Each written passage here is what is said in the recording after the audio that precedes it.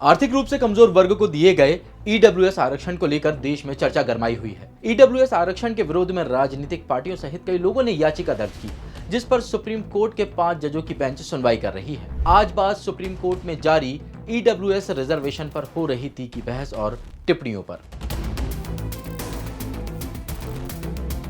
जनवरी 2019 में 103वें संविधान संशोधन के जरिए आर्थिक रूप से कमजोर लोगों को 10% रिजर्वेशन दिया गया, जिसके बाद दायर याचिकाओं के आधार पर सुप्रीम कोर्ट ने सुनवाई के लिए 3 सवालों को चुना, जिस पर सुनवाई के लिए 5 जजों की कॉन्स्टिट्यूशनल बेंच बनाई गई, जिसमें chief justice U U Lalit, justice Dinesh Maheshwari, justice S Ravindra Bhatt, justice S B. Pardiwala, justice Bela Trivedi शामिल हैं। ईडब्ल्यूएस आरक्षण के विरोध में advocate Mohan Gopal, advocate Ravi Verma Kumar, advocate P Wilson सहित अन्य वकील हैं। सुप्रीम कोर्ट में मामले की पहली सुनवाई 13 सितंबर 2022 को हुई। इस रिजर्वेशन का लाभ केवल समाज के अगड़े लोगों को मिलता है। असली हकदारों को इससे बाहर किया गया है। हर कैटेगरी में हॉरिजॉन्टल आरक्षण यानी कि आरक्षण के अंदर आरक्षण होना चाहिए, जिससे गरीबों को लाभ मिले।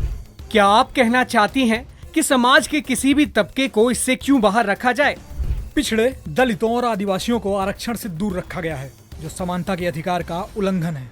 जिसके बाद सुनवाई को अगले दिन के लिए लिस्ट किया गया, 14 सितंबर। इस दिन आर्थिक हालातों के आधार पर सुनवाई शुरू हुई। संविधान में जाति और धर्म के आधार पर बांटने पर रोक है। इसमें आर्थिक तंगी शामिल नहीं है। आर्थिक समानता को आर्टिकल 15 और 16 में शामिल नहीं किया गया है। तो क्या इसका मतलब ये है कि आर्थिक आधार पर भेदभाव किया जा सकता है? शेर और बैल के लिए एक तरह का कानून बनाना भी उत्पीड़न ही है। उच्च जातियों को ईडब्ल्यूएस आरक्षण देने के बारे में भी मैं यही कहना चाहता हूँ। मिस्टर विल्सन, हम सिर्फ पैराग्राफ नहीं, आपके विचार चाहते हैं। बहस जारी रही। सुनवाई को फिर 15 सितंबर के लिए लिस्ट किया गया। इस दिन सुनवाई की शुरुआत में चीफ जस्टिस यूयू ललित ने कहा कि अगर आर्थिक पिछड़ेपन को आरक्षण के लिए आधार माना जाता है तो इससे क्या समस्या है? सरकारी नौकरी और शिक्षण संस्थानों में एडमिशन के लिए आर्थिक हालात आरक्षण का आधार नहीं हो सकते हैं। लोकसभा और राज्यसभा के संविधान संशोधन विधेयक को बिना किसी बहस के पास किया गया।